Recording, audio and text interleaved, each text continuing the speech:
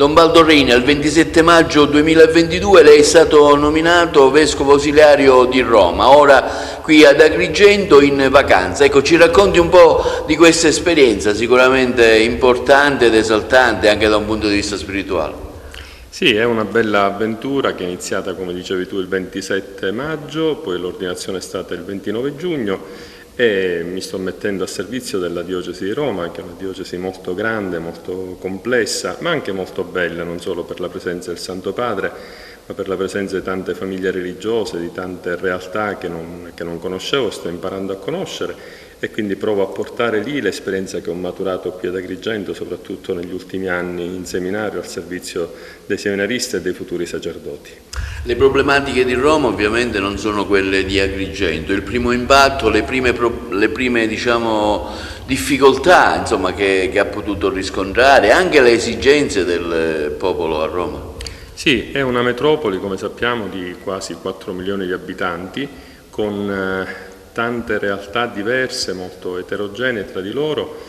Devo dire che da un certo punto di vista è una ricchezza, perché incontri i popoli di tutto il mondo che convergono a Roma, incontri tantissimi giovani che arrivano a Roma per motivi di studio, insomma di inserimento nel mondo lavorativo, e quindi queste sono al tempo stesso delle risorse ma anche delle problematiche, perché non è facile la convivenza. Poi da un punto di vista urbanistico Roma presenta dei disagi soprattutto nelle borgate, nelle periferie, dove purtroppo la speculazione edilizia non ha permesso una riflessione attenta su coloro che poi in quei territori dovevano vivere, quindi davvero tantissime sfide da abbracciare. Poi la Chiesa, come ha sempre fatto nella sua storia bimillenaria, prova a portare il lievito del Vangelo, il resto lo lasciamo alle scelte politiche che, come sappiamo, sono così molto fluttuanti e cambiano a seconda della stagione politica.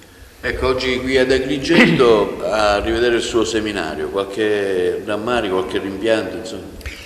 Tanta gratitudine al Signore per quello che qui dentro ho potuto svolgere e certamente quando uno in un posto ci sta bene, poi il ritorno anche solo di passaggio, si riaprono tanti ricordi, quindi rammarico no, insomma, certo ho fatto la mia parte, come tanti ho manifestato anche i miei limiti, però in coscienza penso di aver fatto il mio dovere. Torno volentieri ad Agrigento dove ci sono gli affetti familiari, tante persone alle quali ho voluto bene, quindi io qui mi sento a casa.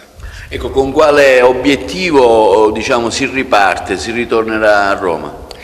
La ripresa certamente sarà complessa perché adesso ripartono tutte le attività pastorali, è un tempo particolare, come sappiamo il Santo Padre ha indetto questo tempo in preparazione al Giubileo del 2025, dedicandolo al Sinodo, quindi a un mettersi in ascolto delle varie realtà. E come sappiamo dopo la pausa estiva ecco, tutte le attività ripartono, quindi c'è un gran lavoro da fare.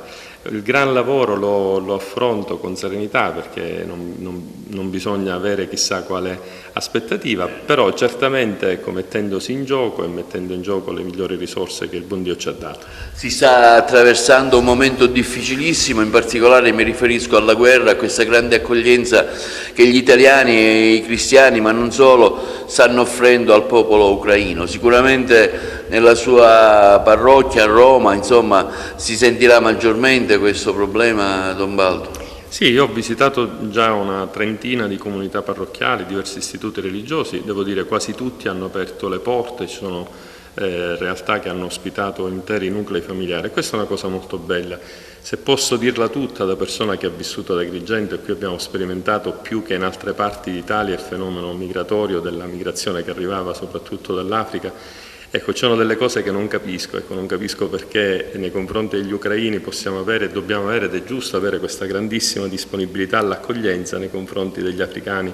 Questo registro, almeno che io ricordi, non ha funzionato. Ecco, secondo me la persona che si trova in difficoltà va accolta al di là del colore della pelle, al di là della religione, al di là di tutto, va accolta in quanto persona.